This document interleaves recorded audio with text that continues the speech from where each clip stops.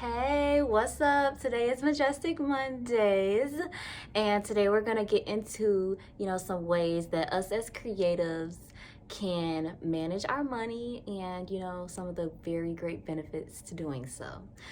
You can use this. You don't have to be just a singer, you don't have to be a dancer, you can do it all. And all of these tips can apply to any of you.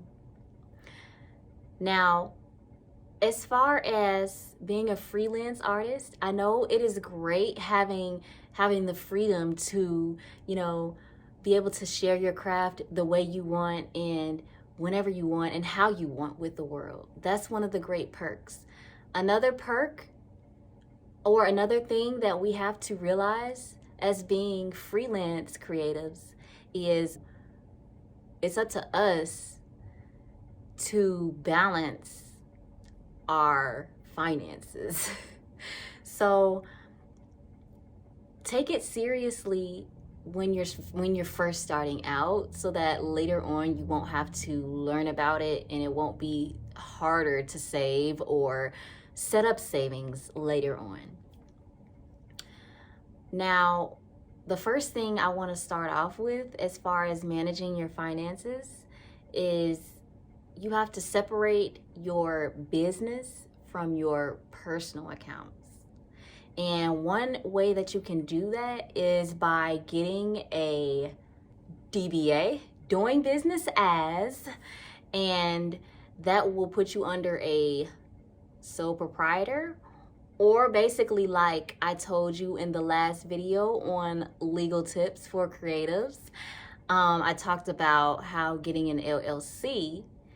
A lot of freelance creators, they get an LLC, and that is one main popular way that creatives are separating their business from their personal accounts.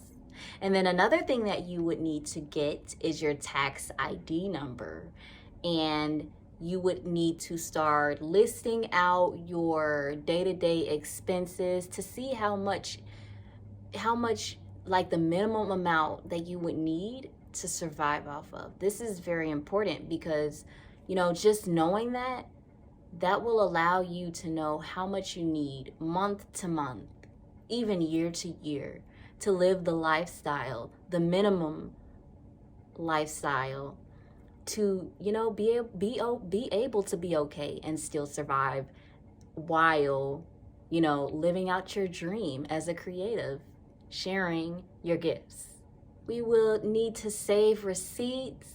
Whatever you are purchasing for your business as a creative, whether it's studio equipment, if you want to, have a home studio, or dance equipment or artist equipment for my painters, all of that cost. Save your receipts. You can write it off at the end of the year for your taxes.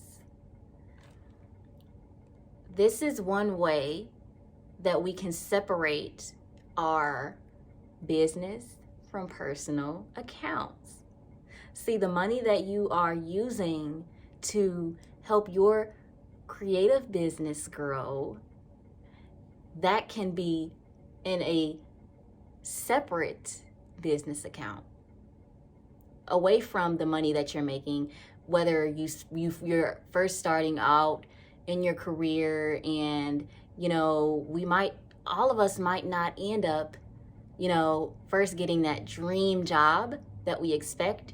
So for those of us who are creatives, freelance creatives, and we work another job on the side to support our living stability, our living situations, whether it's a part-time job or a full-time job, we have that income, and that is personal income, because that is going towards our personal living expenses, not towards our business expenses, our business transactions that we're making off of our creative abilities.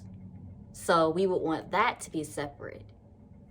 We need to create a budget. We need to know where our money is going, how much we're going to need to spend on our necessities, the things that we absolutely need in our lives that we have to pay for to survive. And then we have to know how much it is that we can spend on the things that we may not necessarily need, but we want. And then we also have to set aside some money for savings and retirement. I mean, because no one wants to work forever. Am I right? Two main ways that we can do this is opening up a savings account and a retirement account. So you're gonna need basically 4 different accounts: a personal account, a business account, a savings account, and a retirement account. Those are 4 accounts, 4 main accounts that you would need. If you want to make more than that, then that's really up to you. But before you even start making accounts, you have to do a self-assessment on your life, your budget, the things that you spend, because each person is different. The products we buy, where we live, our bills each vary person to person. So you have to assess the lifestyle that you are living, the lifestyle that you are able to afford, and what is best for you.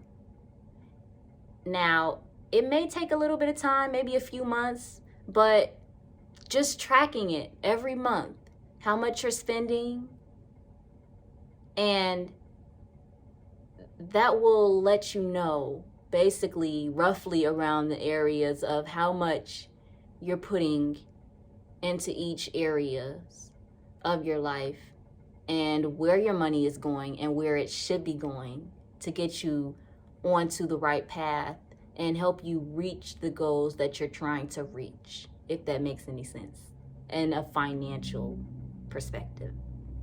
Another thing that I didn't just mention is that is very important for us as creatives is to open an emergency account. If there is ever an emergency, we would need backup funds just in case. Now, each person, they think of it in a different way, but an emergency fund can be up to as much as you want to add to it. Now, some people say for creatives, you should have at least 1 to 3 years in an emergency fund of your income saved. And then for savings, some people say that you should at least have up to 3 to 6 months saved in your savings account.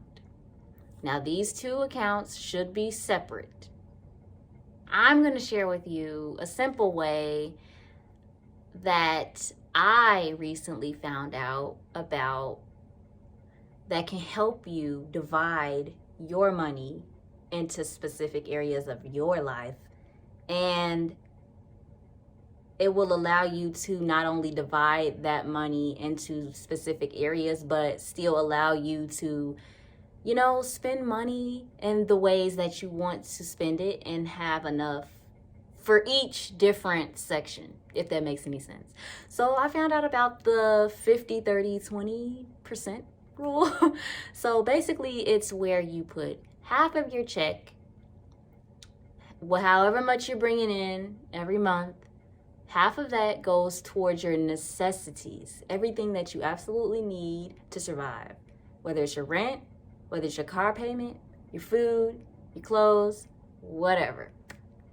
Half of your paycheck should be going towards that, half of your money.